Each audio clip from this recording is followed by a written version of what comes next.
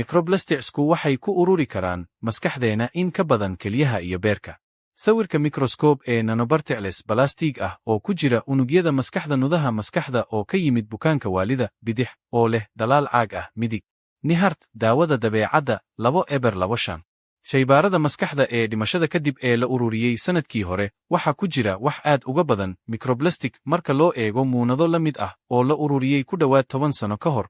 Daraasad cusub ayaa la ogaaday, taas oo muujinaysa walxaha yaryar ee sinteticga ah ee ku urura xubnahayaga muhiimka ah wakhti kadib. Waxaa intaa dheer, saynisyahanka caafimaadka ee jaamacadda New Mexico Alexander Nihart iyo asxaabtiisa ayaa helay xaddi badan oo ah hadhaaga batroolka ee dhibaatada leh ee shaybaarada maskaxda marka loo eego muunadaha kelyaha iyo beerka.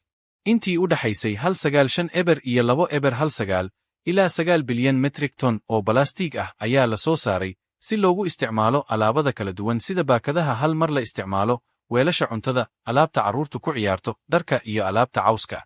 Inta badan walxahan ayaa tan iyo markaas u kala jabay qaybo yaryar oo weligood ka sii yar, iyagoo soo saaray siigo fiican oo meel fog laga qaado oo adduunka oo dhan ah. Nanoparticlesyada ka dhashay waxay hadda wasakheeyaan meel kasta oo aan daryeelno si aan u eegno, laga soo bilaabo hadhaagii qadiimiga ahaa ilaa boobkayaga iyo godadka badda ugu qoto dhee. Xeerarka deegaanka ee microplastic, anthropogenic iyo nanoplastic, walxaha bolimer ku salaysan ee u dhexeeya 5 mdaxroor ilaa 1 ayaa si aad ah u kordhay nus qarnigii la soo dhaafay. Nihart iyo kooxdu waxay ku qoraan warqadooda. Saamaynta muddada dheer iyo suurtogalka ah ee saamaynta korodhka ah ee walxaha balaastikada ah ee ku dhex jira unugyadeena ayaa ah mid aan la garanayn, inkasta oo caddayntu ay muujinayso inay jiri karto sabab walaac leh. Hal daraasad oo aan weli la daabicin ayaa ku xidhay balaastikadan yaryar ee mandheerta iyo dhalmada dhicis ah. Waxaa sidoo kale lala xiriiriyey xididada dhiigga ee xiran ee maskaxda jiirka.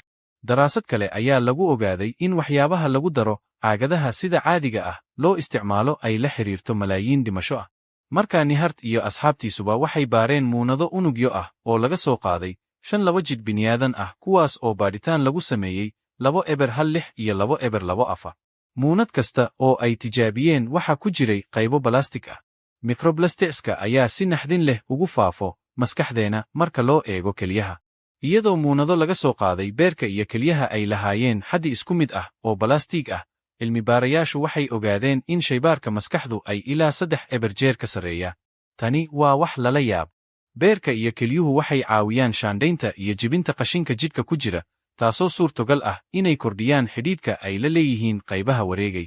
Maskaxdeennu sidoo kale waxay leedahay difaac dheeraad ah oo ka hortagga wasakhowga, xannibaadda dhiigga maskaxda, taas oo ay tahay inay ka hortagto marinka walxaha.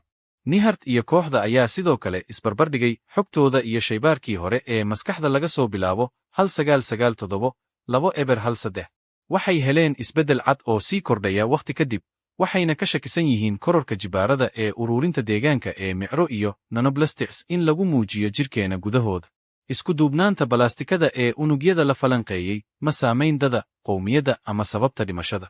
Laakiin waxaa jiray xaddi badan oo balaastig ah oo shaybaarada laga qaaday dadka qaba cudurka asaasaqa marka loo eego kuwa aan lahay.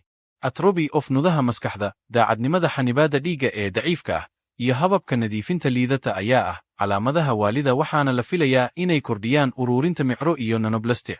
Waxay sharxayaan cilmi-baarayaasha, markaa mar kale, ma garanayno si hubaal ah haddii ururinta walxaha balaastikada ah ayaa ka qayb qaata caafimaad xum. Nihart iyo asxaabtiisuba waxay ku daraan horus cilmi-baarayaasha kuwaas oo ku boorinayay sannadaha hadda cilmi-baaris dheeraad ah oo ku saabsan saamaynta caafimaad ee microplastic.